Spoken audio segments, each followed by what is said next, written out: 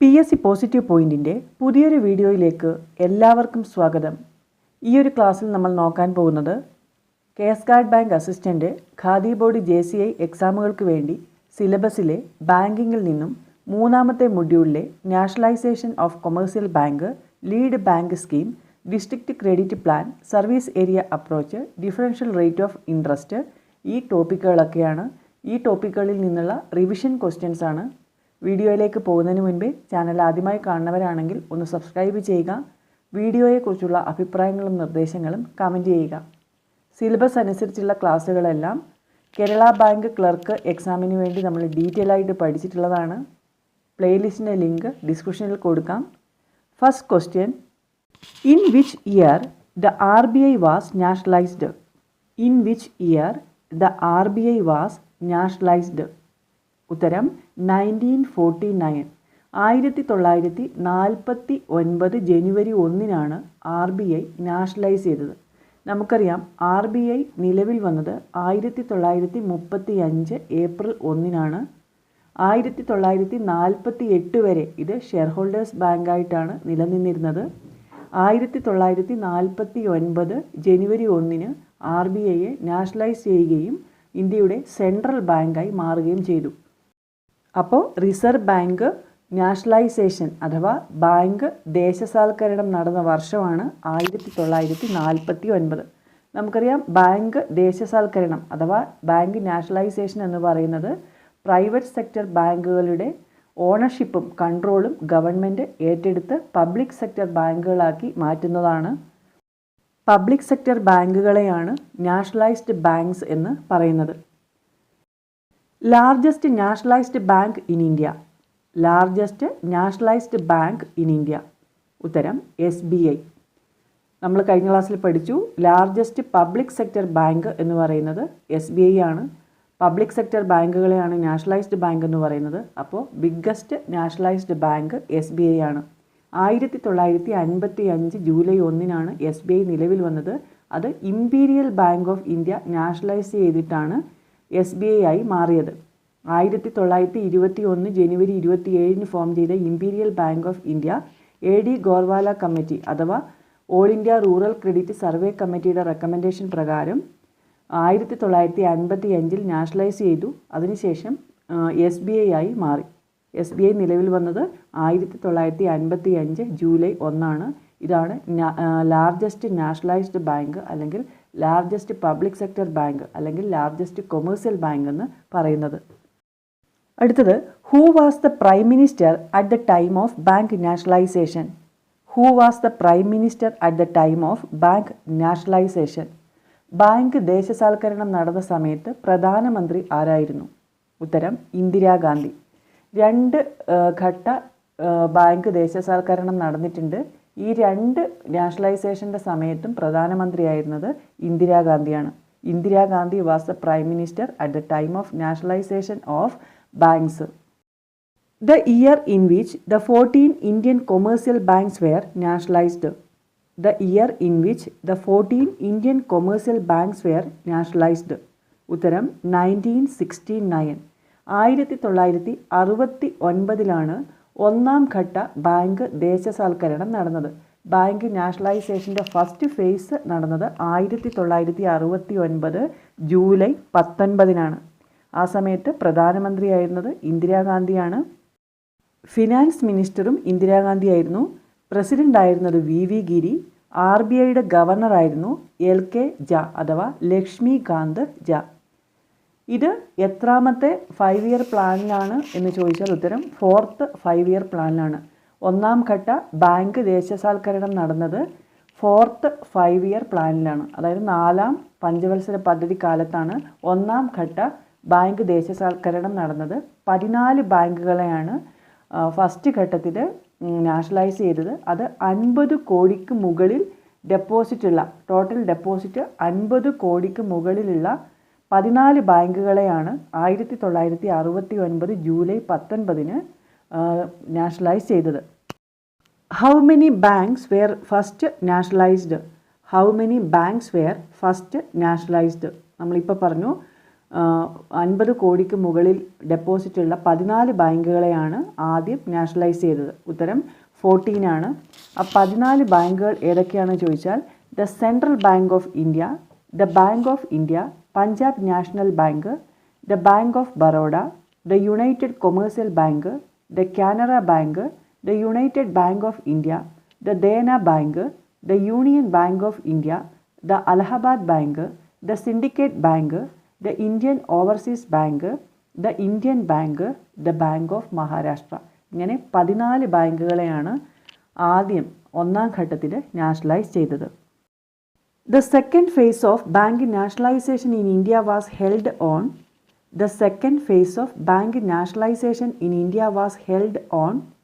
ഉത്തരം April 15, 1980. 1980 April 15 രണ്ടാം ഘട്ട ബാങ്ക് നാഷണലൈസേഷൻ നടക്കുന്നത്. ടോട്ടൽ ഡെപ്പോസിറ്റ് 200 കോടിക്ക് മുകളിൽ വരുന്ന 6 ബാങ്കുകളെയാണ് രണ്ടാം ഘട്ടത്തിൽ നാഷണലൈസ് ചെയ്തത്. രണ്ടാം ഘട്ട ബാങ്ക് നാഷണലൈസേഷൻ നടക്കുന്ന സമയത്ത് പ്രധാനമന്ത്രിയായിരുന്നതും ധനകാര്യമന്ത്രിയായിരുന്നതും ഇന്ദിരാഗാന്ധിയാണ്. RBIയുടെ ഗവർണറായിരുന്നത് IG പട്ടേൽ. 14ാമത്തെ RBIയുടെ 14ാമത്തെ ഗവർണറായിരുന്നു IG പട്ടേൽ. ഇദ്ദേഹമാണ് രണ്ടാം ഘട്ട ബാങ്ക് നാഷണലൈസേഷൻ നടക്കുന്ന സമയത്ത് RBIയുടെ ഗവർണർ ആയിരുന്നത്. How many banks were nationalised in India on 15th April 1980? How many banks were nationalized in India on 15th April 1980? ഉത്തരം 6. ടോട്ടൽ ഡെപ്പോസിറ്റ് 200 കോടിക്ക് മുകളിൽ വരുന്ന 6 ബാങ്കുകളെയാണ് രണ്ടാം ഘട്ടത്തിൽ, അതായത് 1980 ഏപ്രിൽ 15 നാഷണലൈസ് ചെയ്തത്. ഈ 6 ബാങ്കുകൾ ഏതൊക്കെയാണെന്ന് നോക്കാം. The Andhra bank, the corporation bank, the new Bank of India, the oriental Bank of commerce, the Punjab and Sind bank, the Vijaya bank. ഇങ്ങനെ 6 ബാങ്കുകളാണ് രണ്ടാം ഘട്ടത്തിൽ നാഷണലൈസ് ചെയ്തത്. Which nationalised bank was merged with Punjab national bank in 1993? Which nationalised bank was merged with Punjab national bank in 1993? ഉത്തരം new Bank of India. 1993 Punjab National ബാങ്കിൽ മെർജായ nationalised ബാങ്കാണ് new Bank of India. അപ്പോൾ New Bank of India Punjab National ബാങ്കിൽ merge ചെയ്ത വർഷം 1993. നമ്മൾ പഠിച്ചു ഒന്നാം ഘട്ടത്തിൽ 14 ബാങ്കുകളെയാണ് നാഷണലൈസ് ചെയ്തത്. രണ്ടാം ഘട്ടത്തിൽ 6 ബാങ്കുകളെ കൂടി നാഷണലൈസ് ചെയ്തു. അപ്പം ടോട്ടൽ 20 നാഷണലൈസ്ഡ് ബാങ്ക്സ് അല്ലെങ്കിൽ പബ്ലിക് സെക്ടർ ബാങ്കുകൾ ഉണ്ടായിരുന്നു. പിന്നീട് 8 ബാങ്കുകൾ പല ബാങ്കുകളിലായിട്ട് മെർജ് ചെയ്തു. നിലവിൽ 12 പബ്ലിക് സെക്ടർ ബാങ്കുകളാണ് ഉള്ളത്. 1993 new Bank of India Punjab National ബാങ്കിൽ മെർജായി. 2020 ഏപ്രിൽ 1 കുറച്ച് ബാങ്കുകളുടെ ലയനം നടന്നിട്ടുണ്ട്. ഇമ്പോർട്ടൻ്റ് ആണ്. 2020 ഏപ്രിൽ 1 നടന്ന ബാങ്ക് ലയനം പ്രഖ്യാപിച്ച ധനകാര്യമന്ത്രിയാണ് നിർമ്മല സീതാരാമൻ. ഇതിൽ ഓറിയൻ്റൽ ബാങ്ക് ഓഫ് കൊമേഴ്സും യുണൈറ്റഡ് ബാങ്ക് ഓഫ് ഇന്ത്യയും പഞ്ചാബ് നാഷണൽ ബാങ്കിൽ ലയിച്ചു. ഓറിയൻ്റൽ ബാങ്ക് ഓഫ് കൊമേഴ്സും യുണൈറ്റഡ് ബാങ്ക് ഓഫ് ഇന്ത്യയും പഞ്ചാബ് നാഷണൽ ബാങ്കിൽ മെർജ് ചെയ്തു.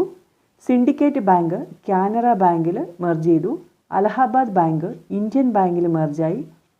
ആന്ധ്ര ബാങ്കും കോർപ്പറേഷൻ ബാങ്കും യൂണിയൻ ബാങ്ക് ഓഫ് ഇന്ത്യയിൽ മെർജ് ചെയ്തു.